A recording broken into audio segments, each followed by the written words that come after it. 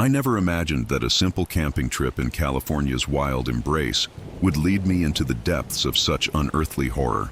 My name is Alex Rivera, and what I'm about to recount is a nightmarish journey into the forgotten histories and tormented spirits that haunt the ancient groves of Northern California.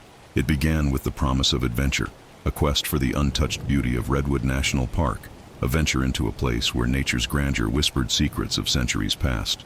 Jordan Miller, ever the intrepid leader, had organized the trip with a zeal that was both infectious and unnerving.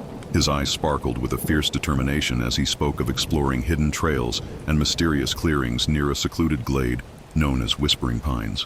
He was a man who thrived on the thrill of discovery, unafraid of the wilderness, convinced that every rustle of leaves and flicker of shadow held a story waiting to be told. Alongside him, Elena Santos carried an almost ethereal sensitivity to the energies that lingered in these ancient lands. With her empathetic nature and an intuition that bordered on the mystical, she often felt the emotional weight of the past, like a tangible presence pressing upon her heart. Marcus Lee, our resident skeptic, kept a constant stream of rational explanations at the ready, a practical, no-nonsense counterpoint to the more fanciful theories we entertained. And then there was Ruby Thompson, whose artistic soul sought to capture the spectral beauty of our surroundings through her camera lens, her sketches betraying a delicate blend of wonder and apprehension. Our chosen campsite was set on the edge of the towering redwoods, right in the heart of Whispering Pines. The ancient trees, their massive trunks etched with the scars of time, loomed overhead as silent guardians of secrets long forgotten. We arrived late in the afternoon, the golden light filtering through the canopy and casting elongated shadows on the forest floor. The atmosphere was both enchanting and slightly disconcerting, nature at its most raw, its beauty interwoven with an inexplicable sadness that I couldn't quite place. That first night, as dusk settled over the camp and the fire's warmth fought back the encroaching chill, I began to feel that something was amiss. The redwoods, usually so full of life and subtle movement, seemed to twist and contort in the firelight.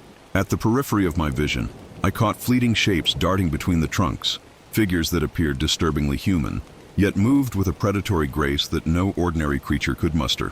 I dismissed these as tricks of the light at first, a mere byproduct of our overactive imaginations fueled by local lore and the eerie isolation of the forest. Elena, however, was the first to voice her unease. As she sat close to the fire, her eyes reflecting the dancing flames, she murmured about an unnatural breeze that caressed her skin, a cold whisper that seemed to murmur words in a language both ancient and sorrowful. Her words sent a shiver down my spine, and I found myself glancing over my shoulder, half expecting to see something standing just beyond the circle of light. Marcus, ever the skeptic, attempted to laugh off our collective anxiety, insisting that it was nothing more than a draft or our minds playing tricks on us in the dim light of evening. Yet even he couldn't completely mask the edge of tension in his voice. The next morning, after a restless night filled with half-remembered dreams of shadowy figures and mournful voices, we decided to hike towards Mount Shasta, a trip that promised to blend the mystical allure of the mountains with the haunting history of the land.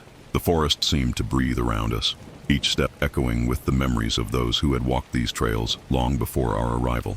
Ruby, who was never far from her camera, snapped photo after photo, capturing not only the stunning vistas, but also images that later would confound our understanding of what we had witnessed.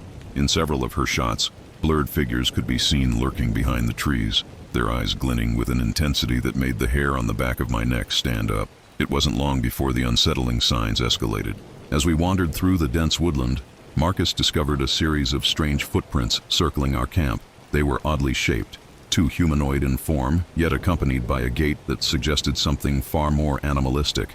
The prints were deep and deliberate, as if made by a creature that was not entirely of this world.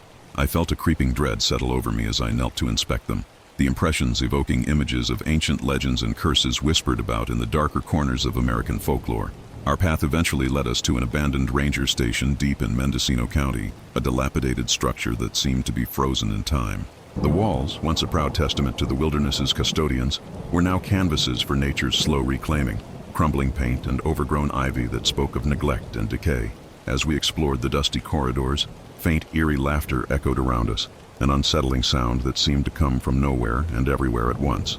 In one of the rooms, Ruby found childish drawings scrawled in what appeared to be a mixture of dirt and something darker, more ominous. The images depicted twisted figures and ghostly silhouettes, an artful yet disturbing testament to the sorrow and madness that seemed to permeate the very fabric of the building. With each passing moment, the boundary between our world and that of the ancient spirits grew thinner, It was during one of the stormy nights, when the wind howled like a chorus of lost souls and the rain battered our makeshift shelter, that the horror truly revealed itself.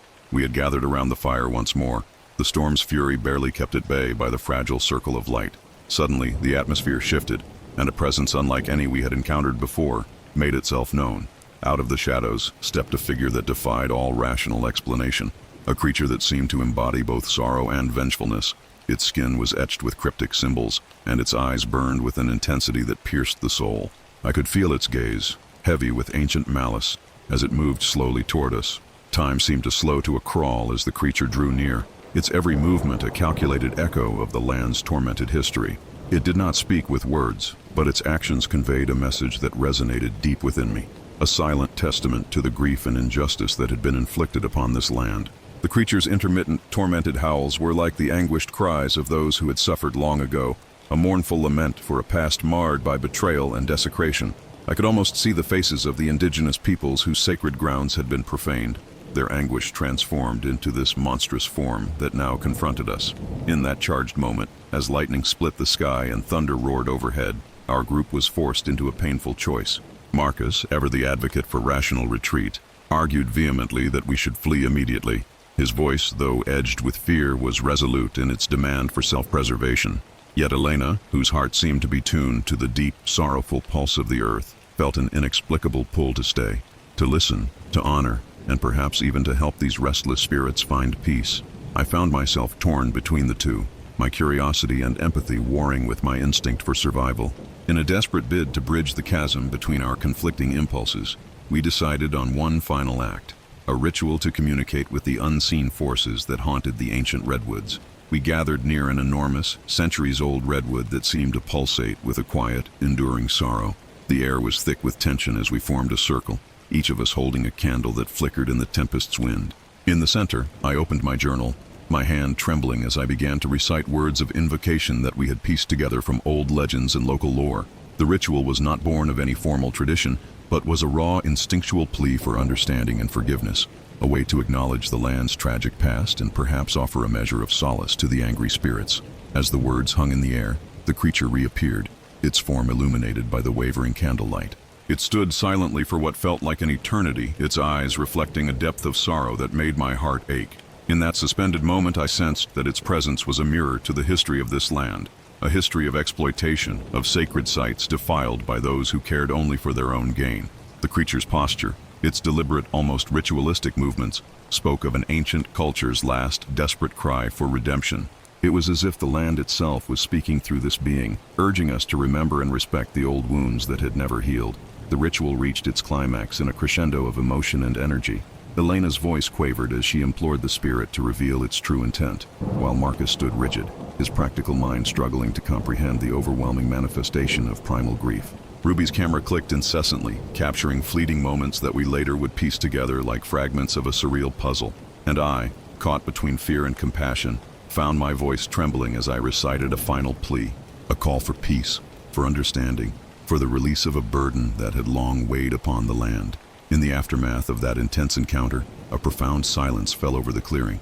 The creature, its eyes now soft with a melancholy resignation, slowly receded back into the forest. The wind died down, and the storm seemed to lose its fury, as if nature itself was taking a deep, collective breath. We remained in our circle, each of us lost in our own tumultuous thoughts, our hearts heavy with the burden of what we had witnessed. In that quiet aftermath, I could almost hear the whisper of the redwoods, a mournful refrain that spoke of loss, of deep-seated wounds, and of the enduring struggle between the forces of light and darkness. In the days that followed, as we reluctantly began to pack up and prepare to leave the haunted clearing, a somber realization settled upon us all. We had ventured into a realm where the past was not dead. It lived, it breathed, and it cried out for acknowledgement. Marcus's initial insistence on retreat had given way to a quiet resignation. Even he could not deny the profound impact of what we had experienced.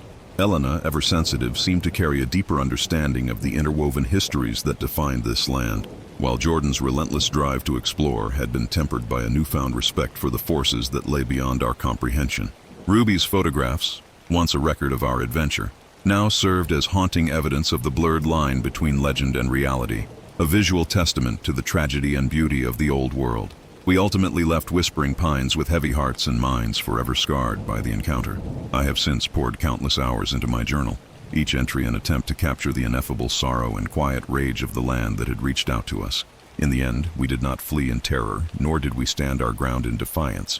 Instead, we left with a profound sense of humility, aware that some mysteries are woven into the fabric of time itself. The creature's final mournful glance was a silent benediction, a plea to remember and respect the history of a land that had borne witness to both beauty and unspeakable horror. As I write these words, I know that the memory of that night will haunt me forever, a